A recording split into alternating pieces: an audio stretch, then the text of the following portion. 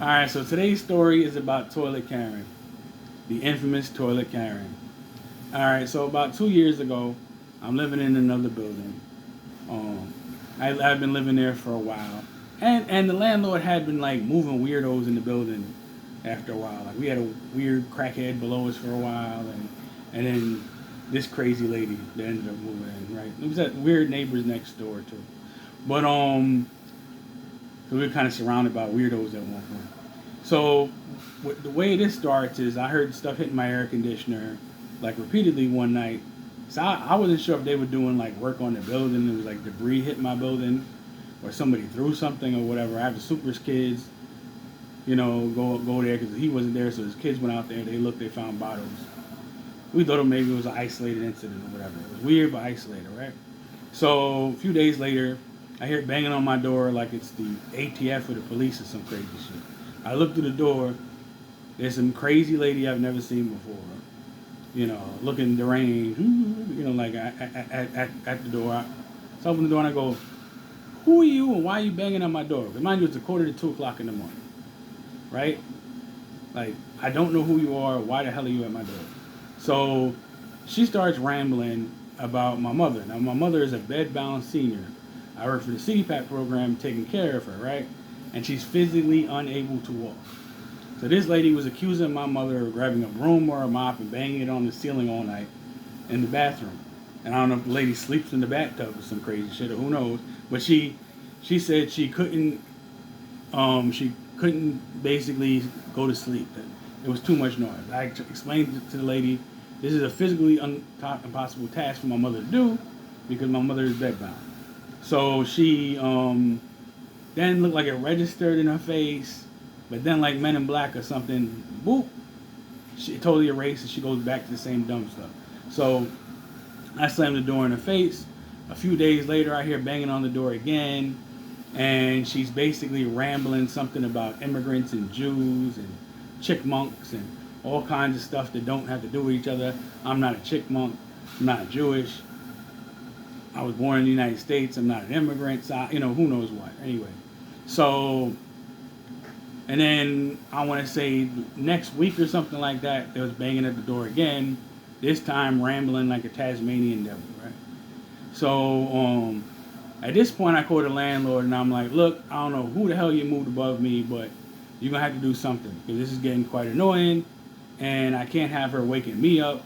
Plus my mother, who's like, again, a disabled bedbound senior who's like on oxygen at the time, she needs her rest. She doesn't need to be woken up or frightened by some mental patient that you're moved into the building because, I don't know, the government gives you money or whatever the case may be. Right? So he says he's going to do something about it. I call him a few days later, and then he tells me her complaint. Check this one out. She was complaining. She said, and he had the nonsensical brain power to even say this to me. He said she's complaining that you guys flush the toilet too much. That every time you go to the bathroom, you flush the toilet. You do number one, you do number two, you flush. I'm like, well, I thought this was a common practice in the civilized world. You go to the bathroom and you flush. I guess I don't know. So this was beyond crazy to me and a crazy thing to be said. But I thought maybe he would try to do something. But apparently he wasn't, or he was scared of her. I don't know if she would go over there and pimp slap him or something like that. Anytime he said anything, whatever. So now this escalated from her banging on the door, complaining about me flushing the toilet after I used the bathroom, to now her calling the police every day. And the police would show up every day. It doesn't matter if it's 3 in the afternoon, 3 o'clock in the morning, 7 in the morning, 4:30 a.m. in the morning. The police is showing up. And what she was basically doing was whatever kind of nonsense she was doing to bother us, she was calling the police and saying we were doing it to her. Right? She was also harassing her neighbor who lived above her, who was NYPD. So she's harassing the police department. Crazy, right? And the police did nothing for their fellow police officer, nor did them getting like the 17 million calls from a crazy lady who sounds deranged, who even complained to them that apparently I flushed the toilet too much, you know. And they came out to talk to me about my, vicious flushing of the toilet. She put signs in the hallway saying the man that lives in such and such apartment flushes his toilet several times a day, and he's wasting water, as if she paid the water bill. So this went on and on and on. She exhausted all kinds of services that the city had, like, reporting me for this, reporting my dog, reporting my mother. She contacted some agency of the city that sounds like they would deal with like toxic waste or something like that. And it was apparently about Apollo. She said Apollo was this big, ferocious, monstrous dog that barked all the time and threatened all the other tenants in the building. Mind you, he's a like 25-pound French bulldog. Like, so yeah, real threatening, right? And he sleeps most of the time. So she complained about that. Well, one time she was ringing the bell and then running away. So my friend Coffee, free Coffee, he was in the house. He happened to be there that day. So he went and went downstairs to see who was ringing the bell. It was her. He told her, like, leave them alone, you crazy lady, da da da da da. She scampered away like a little rat. You know what I mean?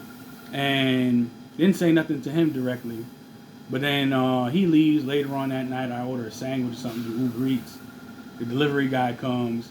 All him and Coffee really got in common is that they're black men between the ages of like 18 and 50. They look completely different hairstyles, different ages, like different countries of birth, all types of stuff. But this lady's out of her damn mind, and apparently she's racist too. So she starts hurling racial slurs at the delivery guy. Calling him an N-word, he's an N-word this, an N-word that. She's going to call the landlord and let him know he's an N-word. Insanity, right? So she, like it's like the Jim Crow South. I'm going to call and let him know, whatever. So this is going on. She's constantly calling the police on me, calling all different agencies in the city on me and shit. None of it is working out, but this is getting annoying as hell. The landlord's not doing nothing, right? I find out doing my own little investigation that apparently she's lived in multiple buildings in the Bronx and does this all over the place. But apparently the city, if you're like a normal working person and you're down on your luck, you better get your rent together. But if you're out of your mind and harassing people, you can live somewhere forever. So she's complaining about me flushing the toilet. Apparently my small French bulldog is a ferocious beast. My mom, who can't walk, is walking around the apartment slamming stuff. She called the cops on my mom a few times, said my mom was at the window threatening her life. Again, my mom can't walk. But the police come, even though the police at this point know that my mom is bedbound, know that she can't get out of the bed, right? So, she one of the more crazier things she did was she reached out to the Department of Buildings of New York City and said that Coffee, again, free Coffee, he was basically, he wasn't really a family friend. That he was our secret tenant, that we had a secret apartment built within our apartment. Right? And that he was our tenant, and the way he paid rent was to harass her. And don't you know, the city sent out some fool to come out and look, to check our apartment, to make sure we didn't have a secret apartment located in our apartment where Coffee lived. Right? So this went on for a number of months. The landlord was basically doing nothing. Other tenants were moving out, that she was, banging on pipes, banging on the floor, banging on the ceiling, calling the cops, having the cops constantly come to people's doors. You know what I mean? The whole time she's not paying the landlord no rent. I mean, this shit was crazy. So she ends up continuously doing this. I start looking for another apartment because I'm like, I'm gonna end up like losing my mind and I'm not going to jail, right? So I start scouting around, look for another apartment. Found one, and moved away from her crazy ass into a much better building, I might add, with better modern conditions and everything. And we finally got away from toilet Karen, but she Basically, still apparently, I think she still lives there. The landlord had called me a few months ago, asking me, if I could somehow help him because she's still living there. Mind you, when I moved, I think she owed like, I don't know, 8, 9 months of rent. So this guy was so money hungry to get the initial payment for that apartment that he lost us, the lady next door to him who was a teacher who couldn't go to sleep with all the banging and slamming and yelling and cop calling, the cop who she was harassing, who his own police weren't helping him out. Obviously us, who were getting harassed now. She was utilizing the NYPD to harass us 24/7, like crazy. And I think she may still be living. But it's the infamous story about the infamous toilet Karen. This also shows the stupidity in the New York housing system, where they house people that are mentally unstable, and they house them in these places, and people end up having to move, or in some cases, the neighbors have enough, and then somebody ends up in jail or dead or something, So that's the moral of the story about toilet Karen. And until next time, subscribe, like, share the videos, whatever. Stories with Steve.